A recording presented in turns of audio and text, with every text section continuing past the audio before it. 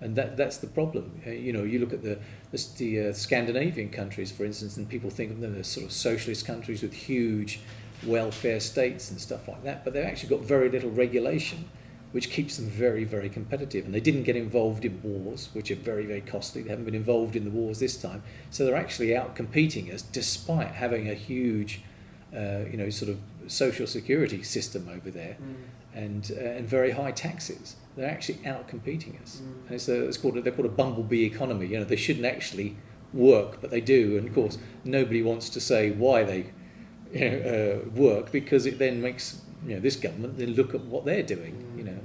And wars ultimately end up bankrupting countries. You've seen it. You've seen it in Afghanistan with the Soviet Union. They bankrupted themselves over there, and they didn't care too much about human rights. Why on earth did we think we could go in and do it? It just seemed crazy, absolutely crazy.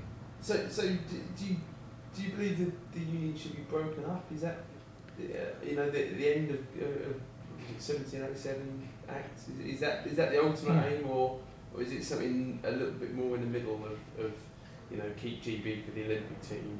Well, I don't get all of that either. I think it's much better that people. It's not for me to decide. What we're saying is this is what we're proposing. But ultimately we're a libertarian democratic party. People say, well, look, we'll vote for you, but we want you to do this. This is the kind of thing we will do.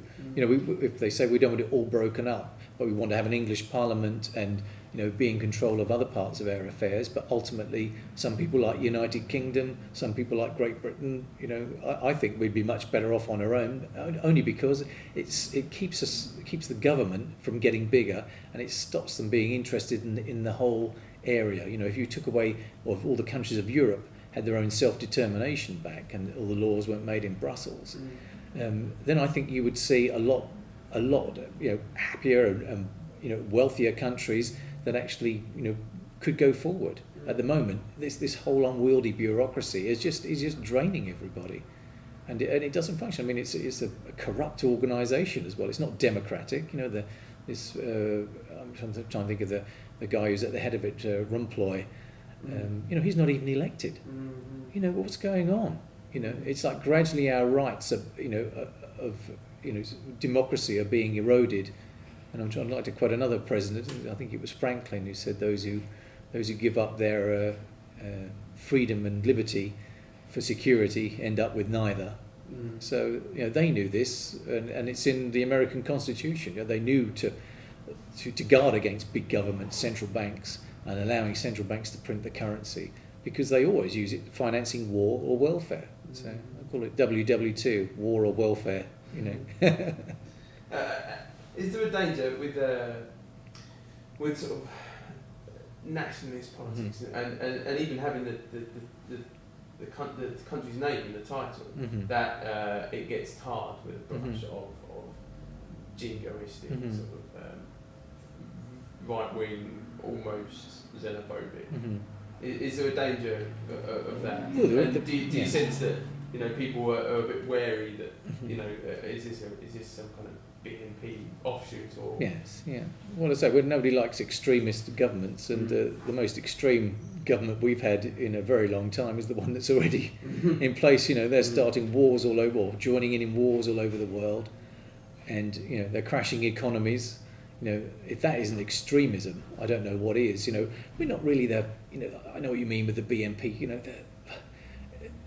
I don't really get them, to be frank. I can see where they're coming from, but at the same time, I think we've got the much, sort of better view of things, which we want the same as the Scottish National Party. Nobody, they've actually got national in their title, and nobody thinks raving, nationalists up there, do they? And the Welsh National Party, it's just it's only when it comes to English nationalism, and we're not really a flag waving sort of, shouting sort of party. We see it as more of a liberty issue and a self-determination issue, and we'd welcome the competition and see other countries that were in the Union competing against us. That's what makes us efficient. That's what gives everybody, or as many people as possible, a job. Not a huge welfare state, where you see like the bit, the estate that's behind here. I mean, it's 48% benefits. I mean, what kind of a life is that for people? I just think it's hideous. It's a hideous experiment to make certain people feel better for a little bit, instead of allowing the people that actually can generate jobs. And I think a huge amount of them would be in that estate. People have never even had a chance to get a job because the benefits have either prevented them or in some sort of a poverty trap there. This is the key to getting those people out to work, and helping them and showing them. And I think most of them would make fantastic business people. They just don't know how. You don't get taught it at school. I didn't. I mean, I left school with 4 CSEs. I went to college and got 4 O levels. I flunked. I got a D and an A level in biology, and that was it. I even failed English. So I don't have any qualification at all in maths. Yeah. Not even I failed maths, and yet you put anything to do with a business in front of me, and I knew exactly what it is. And I think most people are. They're good with money, but it doesn't mean you're necessarily great with figures. When it comes to cash, suddenly the mind sharpens up. But I remember when I first came to London in 1986, and I worked for Gestetner, who used to do the old stencil duplicators. And there was another lad joined us, and he'd worked at Horgovets, who were a broking house at one time there. And I said to him, who was the most successful broker you had in Horgovets? And he said it was a guy called Marco, and he came to them when they were 17 as a youth, at YTS. And he became their most successful broker. Look at that. He was a guy who was probably a right little tearaway.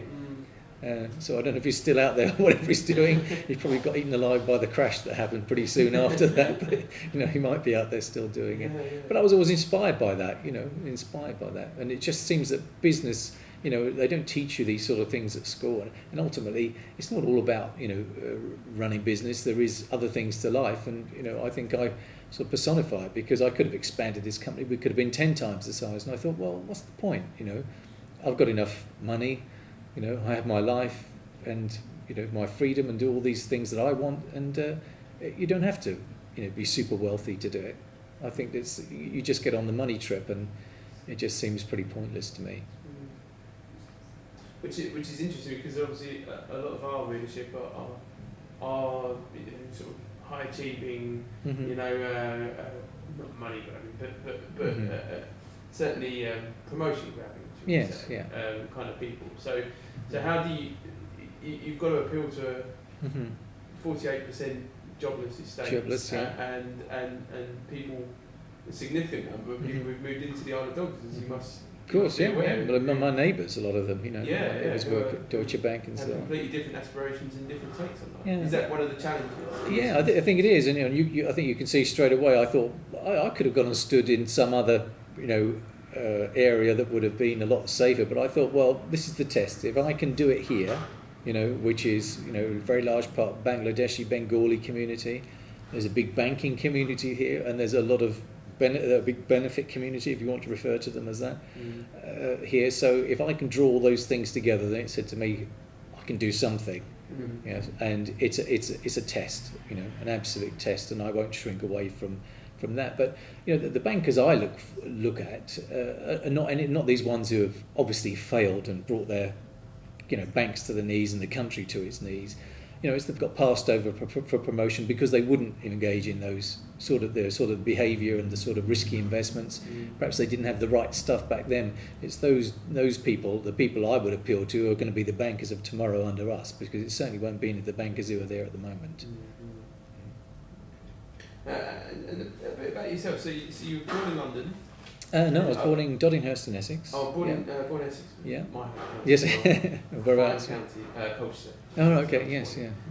So, North Essex. Yes. We don't have to press yeah. Romford and Ilford as well. My mum's from Romford. My dad was from Tottenham, but they moved out after the war. As soon as you were allowed to sell your houses, they had sort of a terraced house, respectively, and sold up and moved up to Doddinghurst and Romford. And then my parents in 1972 sold up in Essex and moved to Norfolk, a little village in Norfolk. It had about 250 people in it. So I grew up in a little rural village, just on the borders of Essex and Norfolk and Suffolk.